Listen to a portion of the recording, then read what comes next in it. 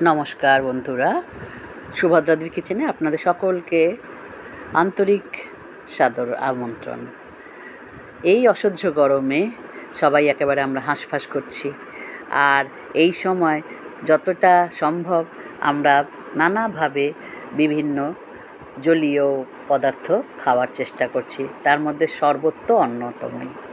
আজকে নিয়ে চলে এসেছি বন্ধুরা একেবারে সুস্বাদু অন্য ধরনের একটি শরবতের রেসিপি। হ্যাঁ বন্ধুরা, বুঝতে পেরেছেন নিশ্চয়ই, তরমুজের শরবত। বিনা চিনি, বিনা নুন, এইসব ছাড়াই একেবারে সম্পূর্ণ স্বাস্থ্যসম্মতভাবে একটি হেলথ ড্রিঙ্কস বলতে পারেন। এই অসহ্য গরমে তাপপ্রবাহ যা চলছে, তার মাঝখানে এরকম একটি এক গ্লাস পানীয় পেলে মনটা আনন্দে ভরে যাবে এবং খুব শান্ত হবে আমাদের শরীর এবং মন দুটোই। চলুন দেখি।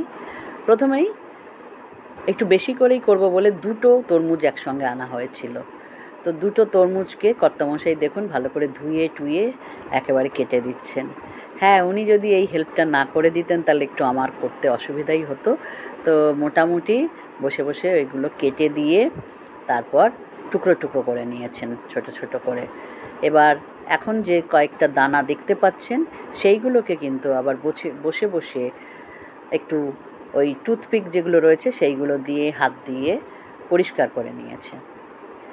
এই মোটামুটি 1 গামলা যে তরমুজ বেরিয়েছে তার থেকে আমার 7-8 গ্লাস পানীয় হয়েছে বিনা জলেই। তো তার জন্য সব কটাকে ছাড়িয়ে নিয়ে এবার ওই ছোটো বাটিতে ঢেলে ঢেলে এক মিক্সি যেটা জারটা বড় আছে তাতে করে অন্তত 3-4 বার করেছি। তো মোটামুটি করলে দেখুন এরকম প্রথমে ফ্যাকাশে মতো রং ওপর থেকে যদিও দেখতে লাগে, তাতে কিন্তু ভয় নেই। দেখুন সুন্দর লাল গাঢ় পানীয়। এবার আমি গ্লাস নিয়ে একটা গ্লাসে আপনাকে করে দেখাচ্ছি।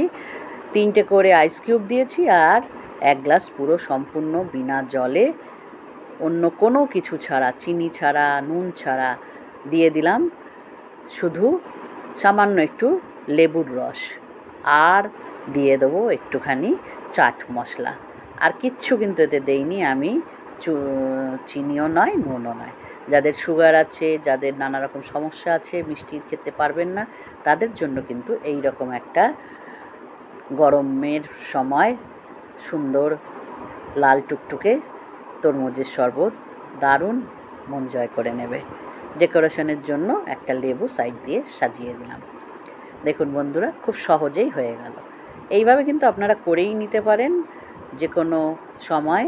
পুদিনা পাতারও একটা ফ্রেশ ডগা সাজিয়ে দিলাম দেখতে সুন্দর হওয়ার জন্য। খুব চটজলদি, শুধু একটু বেছে ছাড়িয়ে নেওয়ার সময়টুকুই দিতে হবে তরমুজের, এছাড়া কিন্তু কোনো সময় যাবে না।